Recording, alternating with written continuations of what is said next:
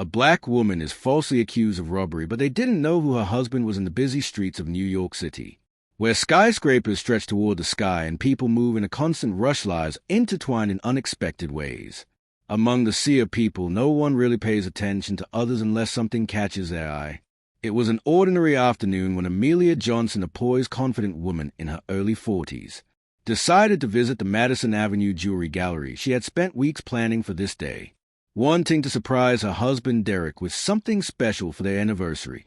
Amelia wasn't just any customer. She was a successful lawyer well known in the city, with a reputation for her advocacy work and fighting for equality. Her goal was simple: find the perfect piece of jewelry that would capture the 10 years she and Derek had spent together. But little did she know, this simple shopping trip was about to unravel a dark hidden reality about prejudice and power. The jewelry store on Madison Avenue was known for its elite clientele. The exterior gleamed with polished glass windows showcasing glittering diamonds and gold, each piece promising wealth and status. As Amelia stepped into the store, she admired the elegant displays and the quiet atmosphere, stark contrast to the chaotic city outside. She walked over to one of the glass cases, her eyes scanning a selection of necklaces. A stunning diamond pendant caught her attention. As she gazed at it, imagining how Derek's eyes would light up when he saw it, a voice interrupted her thoughts. "Can I help you with something?" Amelia looked up to see a store employee, a tall blonde woman, standing behind the counter. Her expression was cold, her tone clipped and professional, but with an undercurrent of something else. Something less polite. "Yes, I'd like to see this necklace, please," Amelia said, pointing at the diamond pendant that had caught her attention. The woman hesitated for a moment, her eyes narrowing slightly as she glanced at Amelia. It was subtle, almost imperceptible, but it was a flicker of judgment, a questioning look, as if Amelia didn't belong in a place like this. She unlocked the glass case and handed Amelia the necklace with a forced smile. As Amelia held the necklace, admiring the way the light reflected off the diamond, she sensed the woman's eyes on her. It wasn't just curiosity, it felt like suspicion. Amelia had experienced this before. That subtle questioning of her presence, the silent assumptions made about her because of her skin color. Even in spaces she had every right to be in, trying to ignore the discomfort. Amelia smiled politely and asked, "How much is this?" The woman's lips tightened before she responded, "Are you sure you can afford this?" Amelia's heart skipped a beat. The word stung, not because she couldn't afford the necklace, but because of what they implied. She had encountered prejudice before, but this moment felt different. It was more than an offhand comment.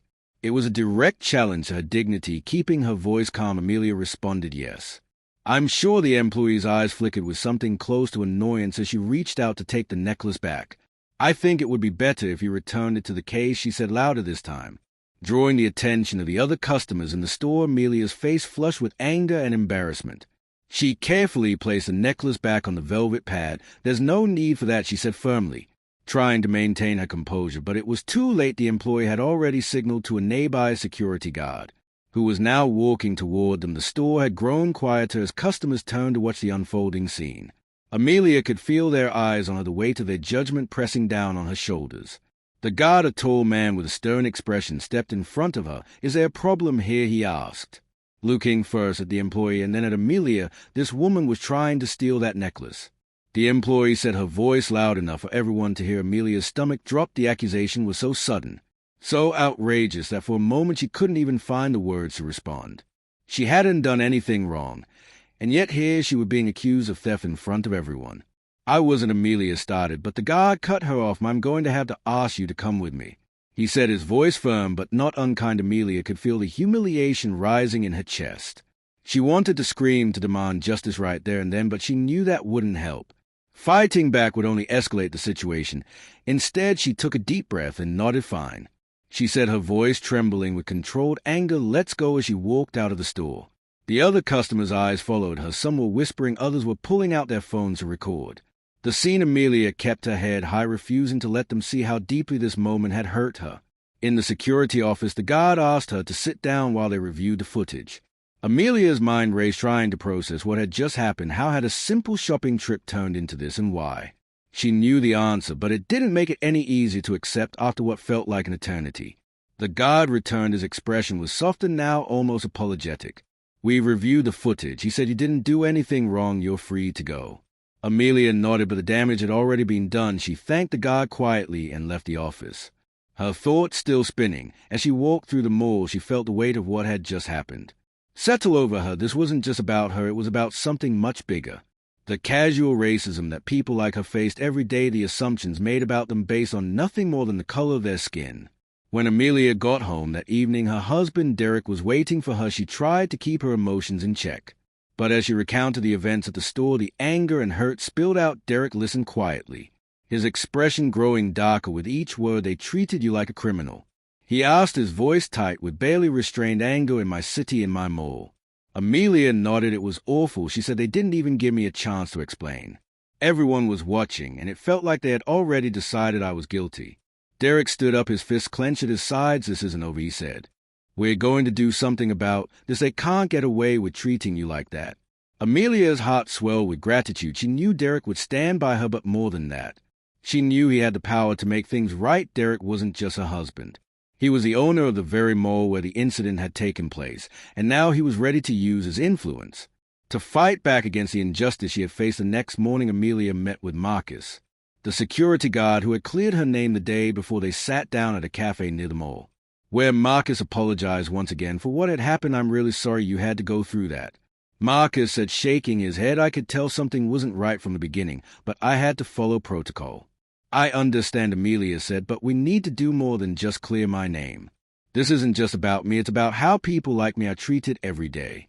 We need to expose what's happening. Marcus nodded. I agree. He said, I've seen this happen to other customers before. It's not right. Amelia's resolve hardened. Then we need to gather evidence. I want to hold that store accountable. And I need your help over the next few weeks. Amelia and Marcus worked together to uncover the truth. They interviewed employees, reviewed mall security footage, and gathered testimonies from other customers who had experienced similar discrimination at the jewelry store. Each story added another layer to the injustice, painting a picture of a pattern of racial profiling and prejudice that had gone unchecked for too long. One day, while reviewing financial records and employee files, Marcus made a shocking discovery. The store's manager, Claire Benson, had been in contact with a man named Richard Evans, a businessman who had been trying to buy out Derek's mall for years. It was clear now that this was more than just an isolated incident. Richard Evans was using the store's discriminatory practices as a way to undermine Derek's business and force him to sell. Amelia couldn't believe it. What had started as a personal act of racism had turned out to be part of a much larger conspiracy. She and Derek were being targeted not just because of who they were, but because of the power they held. With this new information in hand, Amelia and Marcus knew they had to act quickly.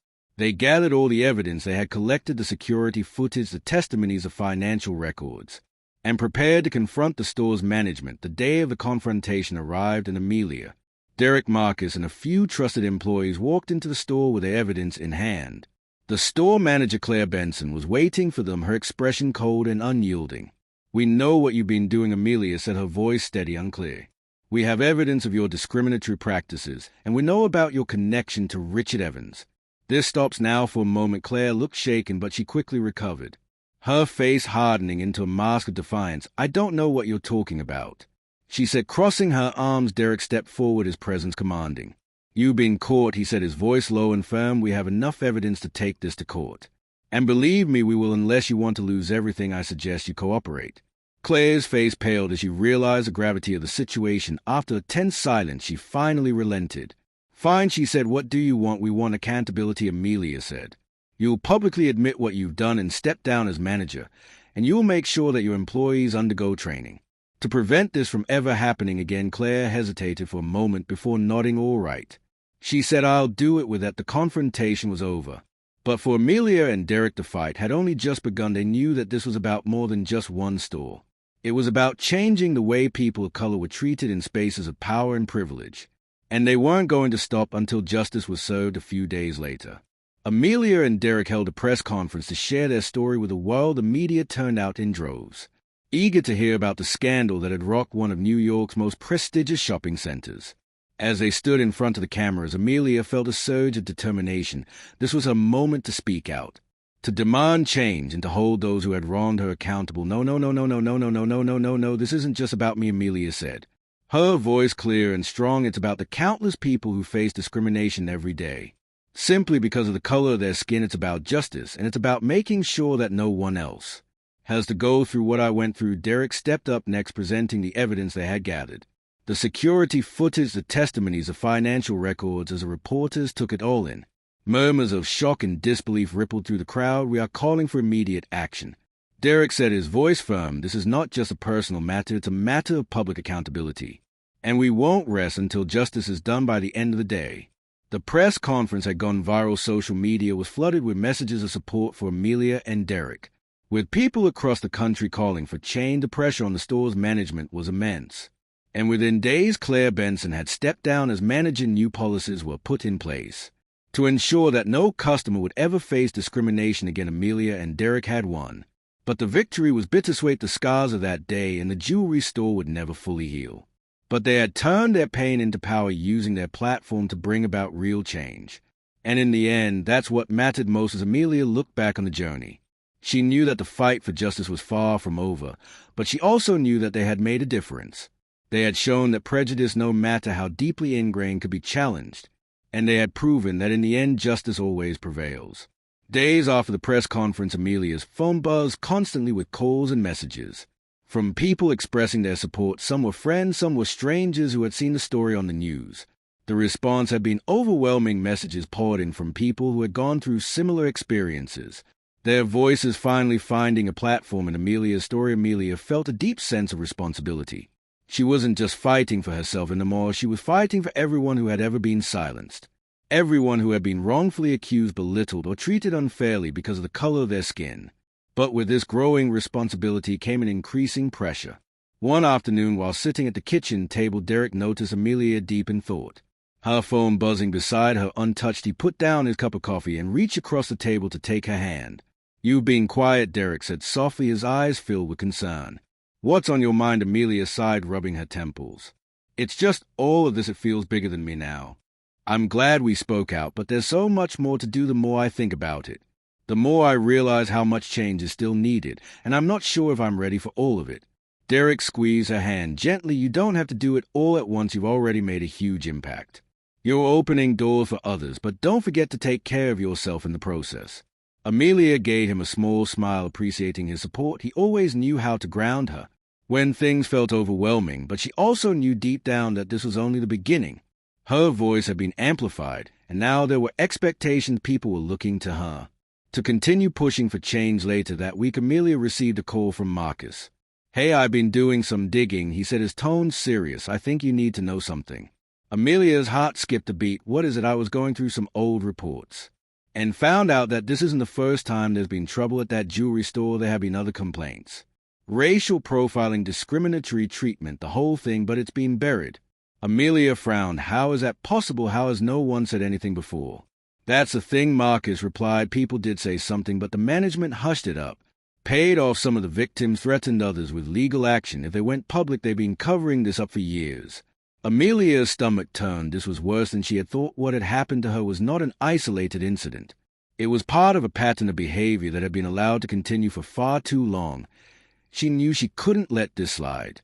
If the jewelry store had been doing this for years, then it was time to make sure they were held accountable. "For all of it, we need to go public with this," Amelia said. "All of it. The people who were silenced before deserve justice." "I agree," Marcus said. "But we'll need more than just what we have now. We need people to come forward, share their stories." Amelia thought for a moment. "I'll take care of that. I'll reach out to the media. See if we can get people to speak up." Over the next few days, Amelia worked tirelessly. She contacted reporters, lawyers, and civil rights organizations determined to build a case that would expose the store's history of discriminatory practices. Slowly but surely, former customers who had been wronged came forward, sharing their experiences of being mistreated or unfairly targeted at the jewelry store. One woman, a single mother named Linda, recounted how she had been accused of trying to return stolen jewelry simply because the store couldn't find her. "In their system, they treated me like I was some kind of criminal," she said, her voice shaking. "I didn't even have the strength to fight them at the time. I just left humiliated." Another man, Carlos, had been stopped by security after browsing for wedding rings with his fiancée. "They didn't believe I was serious about buying anything," he said bitterly. "They assumed because of how I looked that I couldn't afford any of it." Each story was a painful reminder how deeply embedded these prejudices were. It became clear that this wasn't just a problem with one employee or even one store. It was part of a systemic issue that affected far too many people. Amelia organized a second press conference. This time she wasn't just speaking for herself. She invited Linda Carlos and several other victims to stand with her. The room was packed with reporters, their cameras flashing as Amelia took the podium. I'm standing here today not just for myself, but for everyone who has ever been made to feel less than because of who they are. Amelia began, her voice steady but filled with emotion. What happened to me at this jewelry store wasn't an accident. It was part of a pattern of behavior that has been going on for years. And today we are here to expose it. She motioned to Linda, who stepped forward, her hand shaking slightly. I was accused of stealing Humiliated in front of my daughter. Linda said, her voice quivering, but I stayed silent because I was scared. I'm not scared anymore. Next, Carlos shared his story, his anger palpable as he recounted how he had been treated like a second-class citizen simply because of the color of his skin. I'm done being silent, he said. This stops now. Amelia spoke again, her words striking a chord with everyone in the room. We are not asking for much. She said, we are asking for what should be given freely to everyone: respect, dignity, and the right to exist without being judged based on assumptions. And we will not stop until we see real change. The press conference was a turning point. The media coverage was intense, and soon the story was everywhere. People across the country were calling for accountability, demanding that the jewelry store face consequences for its actions. The pressure became too much for the store's corporate office. Within days, they issued a public apology, announcing that they would be conducting an internal investigation and implementing mandatory diversity training for all employees. Claire Benson, the manager who had allowed the discrimination to continue unchecked, was permanently removed from her position. But for Amelia, that wasn't enough. She knew there was more to be done. Behind the scenes, Amelia and Marcus were building a legal case against the store. They worked with a team of lawyers, gathering all the evidence they had collected: testimonies, documents, security footage, everything they could use to make sure that justice was fully served. Weeks turned into months as they prepared for the trial. It was a long and grueling process, but Amelia was determined to see it through. She spent countless hours in meetings with lawyers, preparing to testify and strategizing their approach. Derek stood by her side every step of the way, his support unwavering. Finally, the day of the trial arrived. The courtroom buzzed with anticipation as Amelia took the stand. She was nervous, but she knew what was at stake. She had to speak her truth, not just for herself, but for everyone who had been wronged. As she recounted the events of that day in the jewelry store, the room grew silent. Every eye was on her. Every word she spoke carrying the weight of the injustice she had faced. When she finished, there was a palpable tension in the air. One by one, the other victims testified, their stories weaving together a damning picture of the store's discriminatory practices. The defense tried to argue that these were isolated incidents, mistakes made by individual employees. But the evidence was overwhelming. In the end, the jury found the jewelry store guilty of racial discrimination and ordered them to pay a substantial settlement to the victims. But more than that, the store was required to implement sweeping changes to their policies, ensuring that something like this could never happen again. As Amelia walked out of the courthouse, a sense of relief washed over her. The fight had been long and exhausting, but they had won. Justice had been served, but more importantly, they had made a difference. In the weeks that followed, Amelia found herself reflecting on everything that had happened. She had started this journey as a victim, humiliated and wrongfully accused, but she had emerged stronger, more determined, and with a clearer sense of purpose. One evening, as she and Derek sat in their living room, the sun setting outside the window, Amelia turned to him. Do you think we've really made a difference? She asked quietly. Derek smiled, wrapping his arm around her shoulders. We have. You have. The Justice Collective had already gained dozens of new supporters, volunteers, and donations. It was clear that the organization had struck a chord with people who were tired of waiting for someone else to make things right. They wanted to be part of the change. In the months that followed, the Justice Collective grew rapidly. Amelia and her team took on cases ranging from workplace discrimination to housing injustice to police misconduct. Every victory they won, every policy they helped change, made them stronger and more determined. But the work wasn't easy. For every step forward, there were moments of frustration and setbacks. Some cases dragged on for years, bogged down by legal bureaucracy and resistance from powerful corporations. There were times when Amelia wondered if they were really making a difference, or if they were simply fighting an endless battle against a system that refused to change. During one particularly grueling case, a class-action lawsuit against a national retailer accused of widespread discrimination, Amelia found herself questioning whether she had taken on too much. The retailer's legal team was well-funded, and they fought back with every tool at their disposal, dragging out the process and attempting to discredit the plaintiffs. At every turn one night after a long day in court, Amelia came home exhausted. Barely able to keep her eyes open, Derek was waiting for her, and as soon as he saw the look on her face, he knew something was wrong. "I don't know if I can do this," Amelia admitted, sinking into the couch. "This case, it's too big. They're too powerful. It feels like no matter what we do, they are always one step ahead." Derek sat beside her, placing a comforting hand on her shoulder. "You've come this far, Amelia. Don't forget what you've already accomplished. These things take time, but you're fighting the right fight, and that's what matters." Amelia sighed, leaning her head back against the cushion. "I just don't want to let anyone down. So many people are counting on us. You won't let them down," Derek said gently. "You're not fighting alone. You've built something incredible here, and you have a team that believes in the same things." "You do trust them. Trust yourself," Amelia nodded. Feeling a small spark of hope reignite in her chest, she knew Derek was right. She couldn't lose sight of the bigger picture, the change they were working toward, even if it felt slow. A few months later, the case against the retailer reached a breakthrough after years of legal battles. The court ruled in favor of the plaintiffs, finding that the company had indeed engaged in discriminatory practices. The victory was monumental, not just for the individuals involved, but for the message it sent across the country, that no company, no matter how powerful, could escape accountability.